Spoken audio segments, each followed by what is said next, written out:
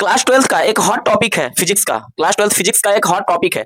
क्या है? वो है समांतर प्लेट संधारित्र की धारिता का सूत्र व्यंजक, यानी capacitance of a parallel plate capacitor.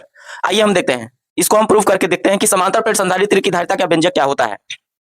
चलिए इसमें देखिए क्या है। माना हमारे पास धातु की दो प्लेटें हैं। एक प्लेट ये वाला है जिसका नाम यक्स है, और एक प्लेट ये है जिसका नाम वाई है।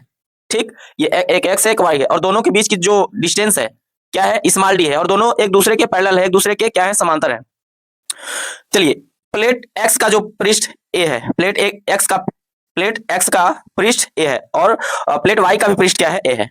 अब किया क्या जाता है कि प्लेट एक्स को, ठीक है, या ये कह सकते हैं कि प्लेट एक्स पर प्लस क्यू चार्ज समान रूप से वितरित है, और प्लेट वाई पर भी माइनस क्यू चार्ज जो है कि समान रूप से क्या है? वितरित है। अच्छा, प्लेट एक्स को प्लस क्यू चार्ज दिया गया है, और इसका क्षेत्रफल क्या है? ए है। तो भाई जाहिर सी बात है कि इसका पृष्ठीय आवेश घनत्व तो क्या हो जाएगा? सिग्मा हो जाएगा। प्लेट वाई को क्यू चार्ज दिया गया है, और इसका क्षेत्रफल क्या है? ए है। तो जिस जाहिर सी बात है इसका भी जो क्या होगा? पृष्ठीय घनत्व क्या होगा? वो माइनस सिग्मा हो जाएगा। माइनस क्यू आवेश के कारण इसका जो पृष्ठीय आवेश घनत्व माइनस क्या हो जाएगा? सिग्मा हो जाएगा। अब देखिए एक्स प्लेट धनावेशित है और वाई प्लेट ऋणावेशित है, तो दोनों प्लेटों के बीच क्या बनता है? भाई वैद्युत क्षेत्र बनता है। क्या बनता है? वैद्युत क्षेत्र ई बनता है। वैद्युत क्षेत्र प्लस से माइनस की ओर, प्लस से माइनस की ओर। चलिए अब हम करते क्या है कि सबसे पहले हम क्या करते हैं कि इस वैद्युत क्षेत्र का मान हम ज्ञात कर लेते हैं। एक्स और वाई प्लेटों के बीच वैद्युत क्षेत्र का मान हम क्या निकालेंगे? एक्स तथा वाई प्लेटों के बीच निकाल लेते हैं हम वैद्युत क्षेत्र। साथियों क्या निकाल लेते हैं? वैद्युत क्षेत्र। ध्यान रखिएगा, देखिए ईवीसी पहले वैद्युत क्षेत्र निकालेंगे, फिर विभवांतर निकालेंगे, फिर हम क्या निकालेंगे? सी मतलब धारिता निकालेंगे। ठीक है ना? तो पहले हम वैद्युत क्षेत्र निकालते हैं। तो आपका वैद्युत क्षेत्र ई बराबर क्या आ जाएगा? तो ई बराबर आपका क्या आ जाएगा? ये हो जाएगा आपका सिग्मा अपान क्या हो जाएगा? Epsilon not.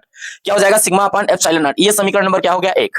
समीकरण नंबर क्या हो गया? एक। अच्छा, पृष्ठीय आवेश घनत्व का सूत्र क्या होता है? हम जानते हैं कि जो पृष्ठीय आवेश घनत्व सिग्मा होता है वो क्या होता है? क्यू बटा क्या होता है? ए होता है। पृष्ठीय आवेश घनत्व तो सिग्मा बराबर क्या होता है? ये क्यू बटा क्या होता है? ए होता है। अब यहां से अगर हम अब करेंगे क्या, ये देखिए ये जो सिग्मा का मान है वो हम समीकरण एक में रख देंगे। हम लिखेंगे कि सिग्मा का मान समीकरण एक में रखने पर ये जो सिग्मा का मान है साथियों हम कहां रख देंगे? यहाँ समीकरण नंबर एक में। तो ये क्या हो जाएगा? तो हमारे पास आएगा E इज इक्वल टू, यानी E बराबर हमारे पास क्या आएगा?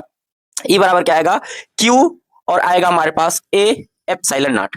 ये हमारे पास समीकरण नंबर क्या बन जाएगा साथियों? तो क्या बन जाएगा? समीकरण नंबर 2 बन जाएगा। एक काम मैंने कर लिया, वैद्युत क्षेत्र मैंने फाइनली निकाल लिया। अब हमें V क्या निकालना है? विभवांतर। देखिए यदि प्लेटों के बीच विभवांतर V हो ना, यदि प्लेटों के बीच, भाई क्षेत्रफल E है और डिस्टेंस दोनों के बीच D है ना, लिखते हैं यदि प्लेटों के मध्य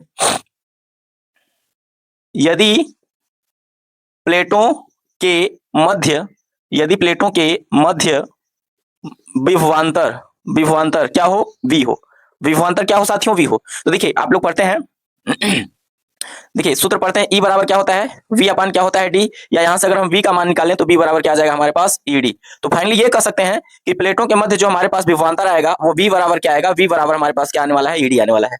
ठीक है, चलिए ये आपका समीकरण नंबर क्या हो जाएगा साथियों? समीकरण नंबर क्या हो जाएगा? 3 हो जाएगा। समीकरण नंबर क्या हो जाएगा?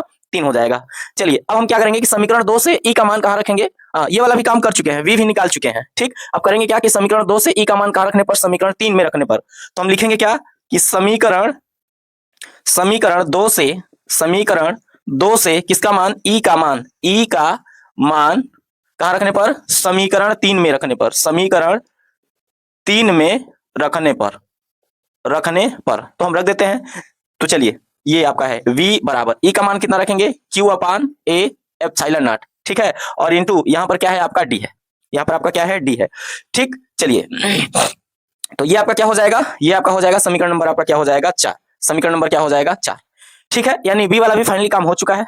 अब देखिए धारिता, चलिए तो संधारित्र की धारिता क्या होती है उसको हम लिखते हैं, यानी कि संधारित्र। अब हम देखते हैं संधारित्र की धारिता क्या हो जाएगी आपकी? संधारित्र की धारिता तो C बराबर क्या हो जाएगा? C बराबर क्या हो जाएगा? Q अपान क्या हो जाएगा? V। ये समीकरण नंबर क्या हो जाएगा साथियों? 5। समीकरण नंबर क्या हो जाएगा? 5।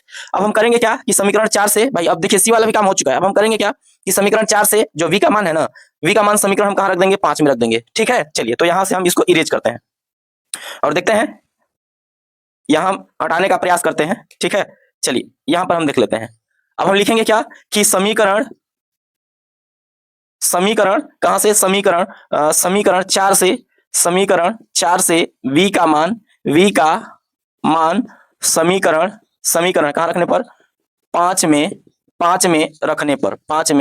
रखने पर तो रख देते हैं। रखिए c बराबर क्या हो जाएगा, q अपान v का मान क्या रखेंगे हम, तो v का मान रखेंगे QD बटे में क्या रखेंगे, a एप्सिलॉन नॉट।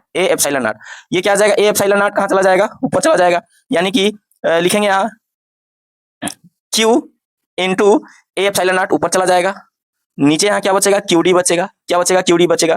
तो q से q क्या हो जाएगा साथियों, कैंसिल हो जाएगा, हम कैंसिल, तो हमारे पास क्या बचेगा, तो हमारे पास बचेगा c बराबर क्या आएगा, a एप्सिलॉन नॉट बटा में क्या आ जाएगा d, ये है आपका क्या, समांतर प्लेट संधारित्र की क्या है साथियों, धारिता है। हाँ तो देखिए संधारित्र की धारिता का सूत्र c बराबर क्या है, a एप्सिलॉन नॉट अपान क्या है d। यदि संधारित्र जो है k परावैद्युतांक वाले माध्यम में स्थित हो, लिखेंगे क्या, लिखेंगे हम यदि संधारित्र के परावैद्युतांक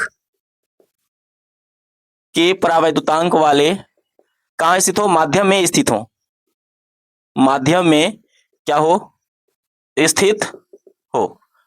ठीक, तो जो आपका धारिता हो जाएगा c बराबर क्या होगा, k एप्सिलॉन नॉट a अपान में क्या हो जाएगा d। ठीक है, चलिए तो ये आपका क्या हो जाता है, समीकरण नंबर क्या हो जाएगा आपका, ये समीकरण नंबर क्या हो जाएगा 6, ये क्या हो जाएगा समीकरण नंबर 6।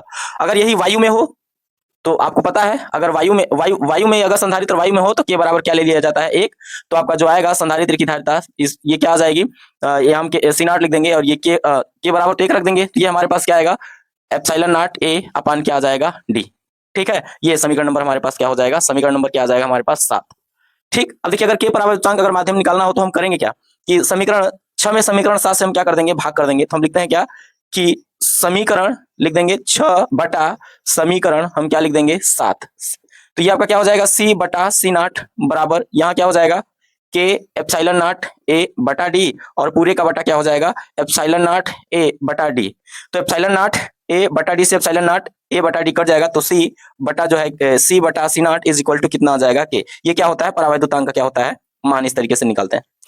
ठीक है, तो अगर आप लोगों को वीडियो अच्छा लगा हो तो चैनल को सब्सक्राइब, लाइक और शेयर करें। धन्यवाद।